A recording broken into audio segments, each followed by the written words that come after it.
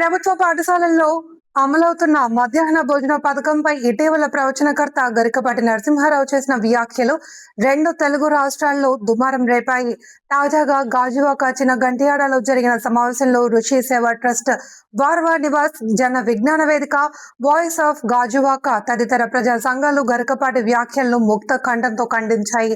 ఈ సందర్భంగా డాక్టర్ రమేష్ కుమార్, చిక్క సత్యనారాయణలు మాట్లాడుతూ పేద విద్యార్థులను దృష్టిలో పెట్టుకుని ప్రభుత్వం కేంద్ర సహాయంతో మధ్యాహ్న భోజన పథకాన్ని అమలు చేసి పిల్లల ఆకలి నింపుతుంది అని, అలాంటి పథకంపై ఆయన తప్పుడు వ్యాఖ్యలు చేయడం బాధాకరమన్నారు. ఇది ముమ్మాటికి బాలల ప్రాథమిక హక్కులను తక్కువ చేసి చూడడమేనని అన్నారు. ప్రభుత్వం ఆయనకు ఇచ్చిన పద్మశ్రీని వెనక్కి తీసుకోవాలి అని డిమాండ్ చేశారు. వివాదాస్పద వ్యాఖ్యలు చేయడం గరికపాటికి అలవాటుగా మారింది అని, తక్షణమే ఆయన విద్యార్థులకు, తల్లిదండ్రులకు బహిరంగ క్షమాపణ చెప్పాలి అని డిమాండ్ చేశారు. లేని పక్షంలో అన్ని ప్రజా పౌర సంఘాలు కలుపుకుని ఉద్యమం చేపడతాయని హెచ్చరించారు.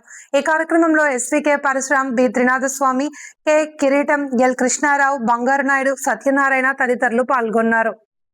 గారు ఈ మధ్య విద్యార్థుల వసతి గురించి, వాళ్ళకి ఇచ్చేటువంటి పారితోషికాన్ని గురించి తీవ్రమైనటువంటి వ్యాఖ్యలు చేశారు.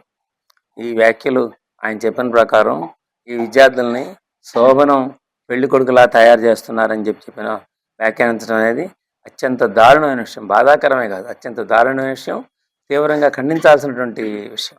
భారతదేశంలో ఇప్పటికి కూడా 1,17,00,000 మంది విద్యార్థులు ఇంకా పాఠశాలకు వెళ్లకుండానే ఇంకా పాఠశాల బయటే ఉన్నారు. అంతేకాకుండా 83% సెకండ్ గ్రేడ్కి వచ్చేటప్పటికి 83% విద్యార్థులు డ్రాప్ అవుట్ అవుతున్నారు. 8.3% డ్రాప్ అవుతున్నారు. ప్రాథమిక దశలో 1.2% డ్రాప్ అవుతున్నారు. మాధ్యమిక దశలో 3.5% విద్యార్థులు డ్రాప్ అవుతున్నారు.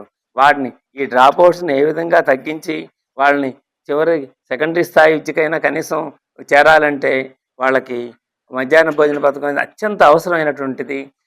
పిల్లలు ఈ మధ్య ఒక వీడియో చూశాను.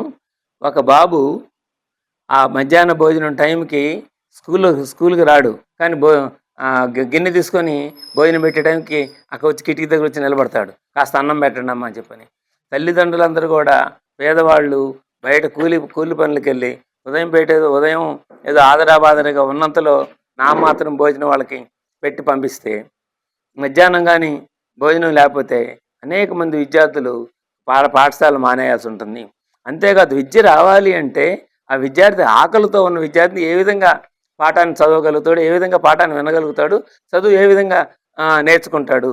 మనకంటే అత్యంత పేద దేశాలైనటువంటి నేపాల్ కానీ, పాకిస్తాన్ కానీ, బంగ్లాదేశ్ కానీ కూడా వాళ్ళ విద్యార్థులకి ఎంతో గౌరవప్రదమైనటువంటి పద్ధతిలో చూస్తున్నారు. మనం ఇంకా చదువులో వాళ్ళకంటే వెనకబడి ఉన్నాము.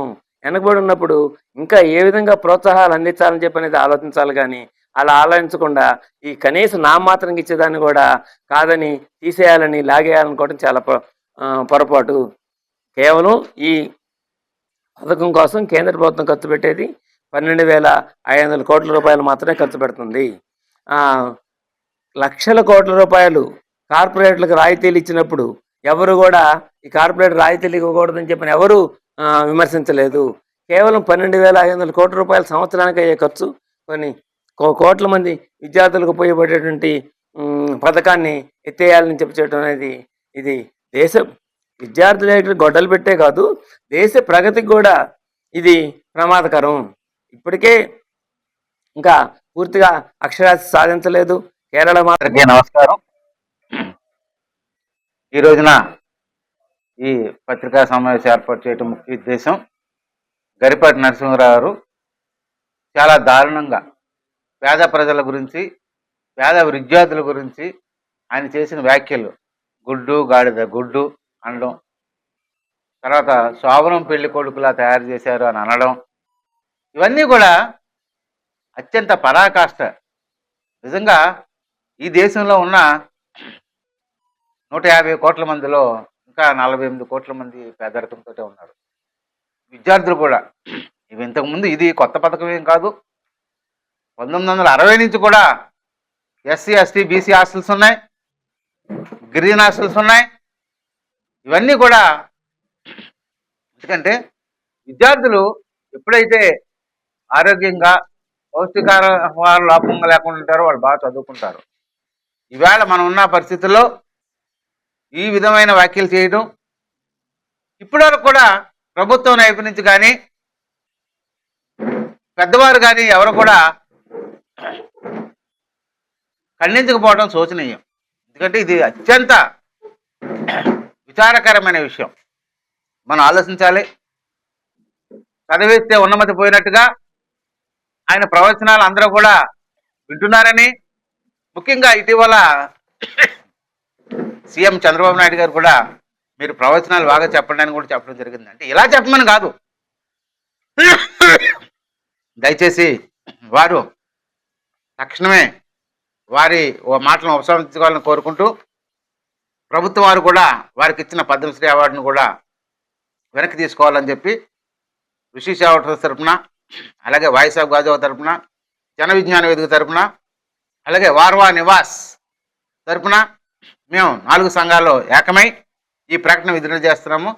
దీని మీద వెంటనే ప్రభుత్వం స్పందించాలని కోరుకుంటున్నాం.